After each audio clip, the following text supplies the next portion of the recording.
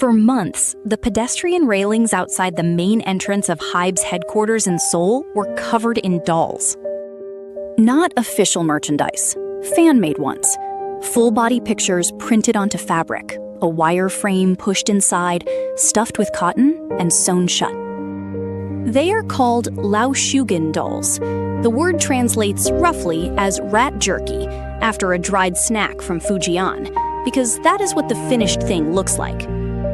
The look is deliberate. The pictures are stretched and squashed before they are printed, so the doll is a slightly wrong version of a very familiar face. That is the joke, and it is why they travel. The format started in anime fan circles late last year and spread from there into everything. People make them of idols, of characters, of their friends, of themselves. Most of the ones on that railing were of CORTIS, a BigHit music group. It is worth being specific about the making because it explains why people are attached to them. You take a photograph, distort it, and print it onto fabric. You cut the shape, push a wire armature inside so it can be posed, pack it loosely with cotton, and sew it shut by hand. That is an afternoon of work for one doll. It is not something you buy on the way to the building. And because the wire holds a pose, people bend them around things: a bag strap, a belt loop, a railing. Which is how a craft project became a street display without anybody deciding that it would. This week, sanitation workers from the Yongsan district office took them down. Not Hybe, the district office, after a series of complaints from people who live there. And that is the first thing worth slowing down on, because it is not the argument most people assume it is. The residents did not complain to Hybe. The fans were not negotiating with Hybe. Hybe, in the reporting, said nothing at all. The two parties in this were people who live on that street and people who visit it. A resident put it this way, quoted in the Korea Herald: "It bothers me every time I pass by on my morning run. I keep thinking about who would have to clean up the mess afterward." And then a question from the same resident, which is the sharpest line in the story.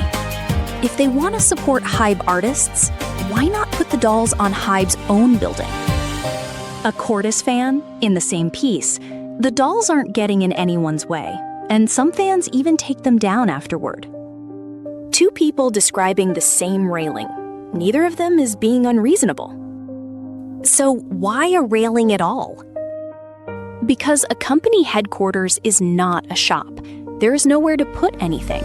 There is a lobby you cannot enter and a pavement you can stand on. The building has become a destination. People fly in, stand outside, photograph the sign, and leave something behind. That behavior is not new, and it is not specific to this company. What is new is the object. A doll is not a letter. It does not go in a post box, it does not fit through a door, and it is designed to be seen. If you want more stories like CORTIS and Hybe, hit like, subscribe, and turn on notifications so the next one finds you first. Okay, back to it. So it goes on the nearest horizontal surface that holds it, which is a public guardrail belonging to the district, maintained by the district, and walked past by people who live there. Nobody in that chain agreed to any of it. That is the whole problem, and it has nothing to do with whether the dolls are good.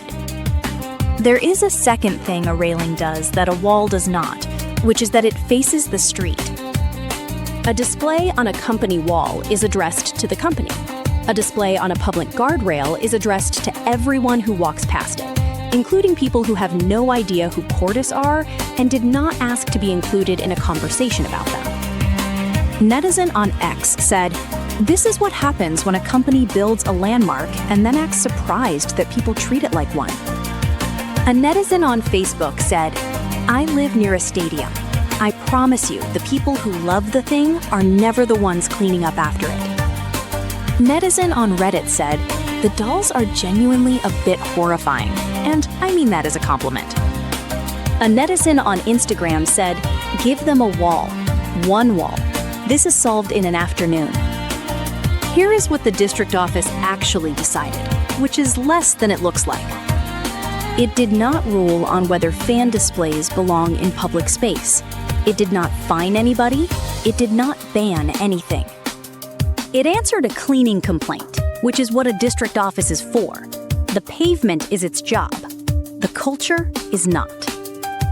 So an authority removed an object, and the question the object stood for is exactly where it was a week ago. That is not a criticism. It is a mismatch. The objects were public, and the question is unsettled. So a tidy-up looks like a ruling when it is only a tidy-up. Now, the part we do not skip. What we do not know. We do not know how many dolls there were. Dozens appears in one summary. The reporting does not give a count.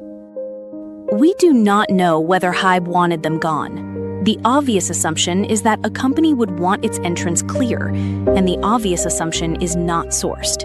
Hybe has not said anything. We do not know whether the dolls were returned to anyone or put in a bin.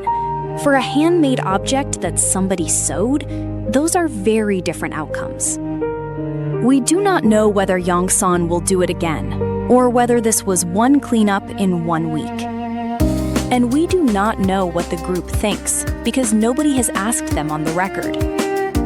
What would change how this reads?